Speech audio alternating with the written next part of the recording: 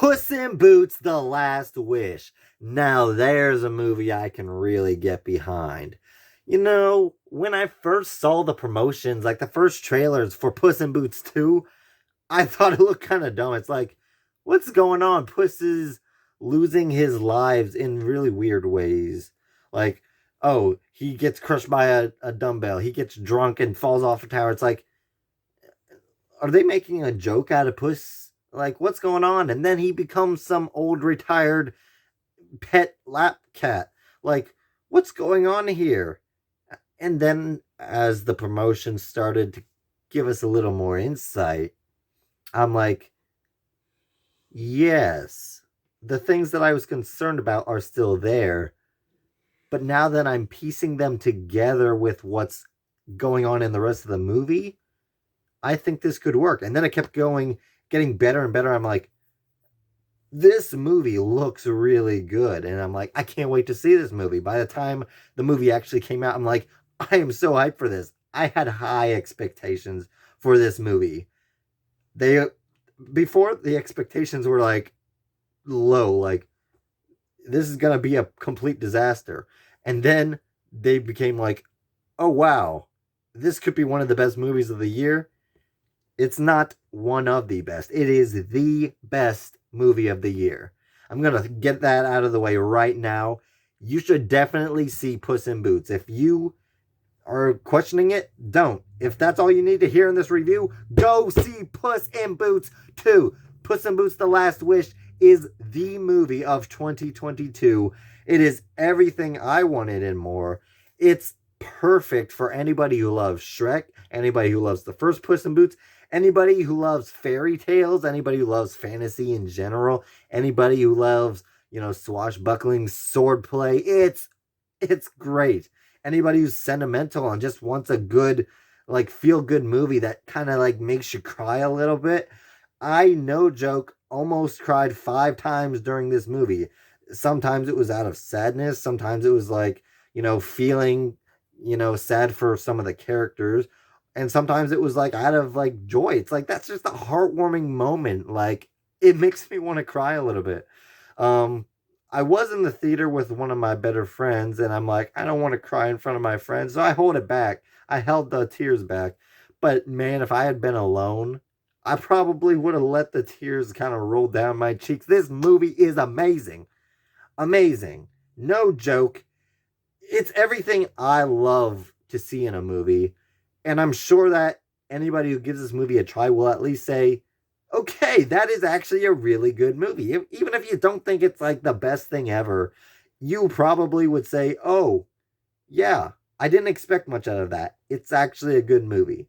So I don't want to get into spoilers because, man, there was actually some pretty interesting stuff here. Um, but yeah, there's a lot of message. Like, there's like a dozen messages and good messages at that sprinkled out throughout the movie. Um, Obviously, one of the big ones is just like make your life meaningful. Find what makes your life meaningful and fight for it. Don't just waste your life. Is like one of the big things that obviously even from the trailers you could see is like that's kind of what they're going for is like the value of life. And so it's interesting to see in the movie like how Puss has to realize how valuable his life really is. And there's just so many interesting things that the movie does with Puss's character, interesting things that the movie does with Kitty Softpaws, and the new character, the dog character Burrito. I thought he would be annoying. He's actually very very entertaining and somewhat adorable, even as gross as he might be on the outside. He's very sweet, and I just loved his inclusion. I'm like, are they gonna go the whole route like, oh, the wimpy, character is like so great? It's like he's actually just a very innocent, while yet not innocent character who's just fun to watch and like adds a little bit of hope and joy into this movie. Much needed, both for the audience and for the characters in the movie. And then you have Goldilocks and the Three Bears, and man, I was not expecting to like them as much as I did. Don't want to spoil anything, but they make some pretty good antagonists, but they're also very good characters just on their own. Like following their adventure throughout this movie is also just as interesting as watching pretty much any of the other characters. And then there's the villains. You have the wolf dude, who I'm not going to talk about much, but man, that guy slaps hard. He is amazing. Just entertainment at its finest for antagonists. And then you have Big Jack Horner, who is Little Jack Horner when he gets older and big. And man, he is a really good villain. Like, I would rank him among some of the better, Shrek franchise villains, along with the wolf. Like, man, he is ruthless. Like, he is a bad boy, and he knows it, and he doesn't care. He literally has no heart for anybody, and it makes him so downright scary. Like, he's kind of funny to watch, but man, when you think about the stakes behind what his character stands for our heroes, it's like, man, this guy's actually kind of scary when you think about it. But he's also funny and just hilarious to watch.